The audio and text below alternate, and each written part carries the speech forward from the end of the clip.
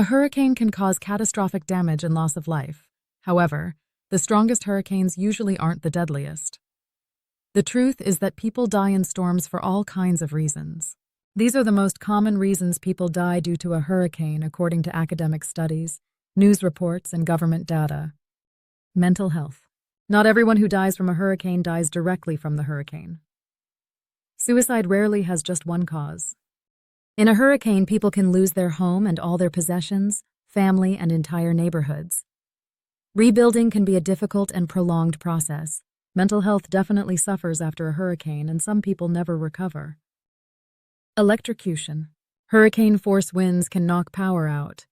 Your home floods and you forget to turn your breaker off. People die of electrocution. Utility workers trying to restore power after a hurricane are also at great risk of electrocution. Carbon monoxide poisoning. Using a generator that is not properly ventilated can lead to loss of life due to carbon monoxide poisoning. Cars, barbecues, grills, and campfire stoves, if also used without proper ventilation, can also lead to carbon monoxide poisoning. Vehicle accidents. You see more deadly automobile accidents during a hurricane. Chaotic conditions can catch you off guard while driving, leading to car crashes.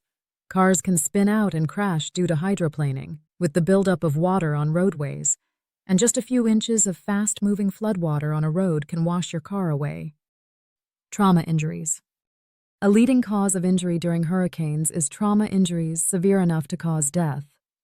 This can be as a result of falls, being struck by wind-blown debris, being knocked over by wind, building collapse, and sustaining injuries from being swept away by water. Trauma injuries may occur before, during, and after the hurricane hits. For example, a fall off a ladder while cleaning out rain gutters prior to a hurricane. Illness. Hurricanes can wreak havoc on the medical system. Indirect hurricane deaths from illness can include heart attacks, disruption to healthcare services because of the hurricane due to clinics and hospitals having to shut down or power outages, not being able to reach medical care, or medical help not being able to reach you due to road washouts, infection from exposure to contaminated floodwaters, and vector-borne disease.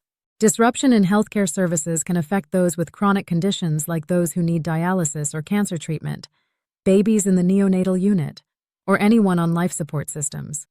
Wind. The danger with wind is not the wind itself, but with flying debris like street signs, rocks, and building materials. Wind also uproots trees, which is a leading cause of death during a hurricane. Trees can fall directly on people, cars, or homes with fatal results.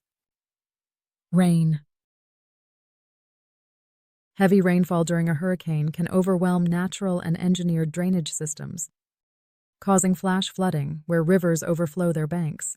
Small streams turn into torrents, and normally dry roads turn into rivers. People, vehicles, and property can all be swept away with little warning.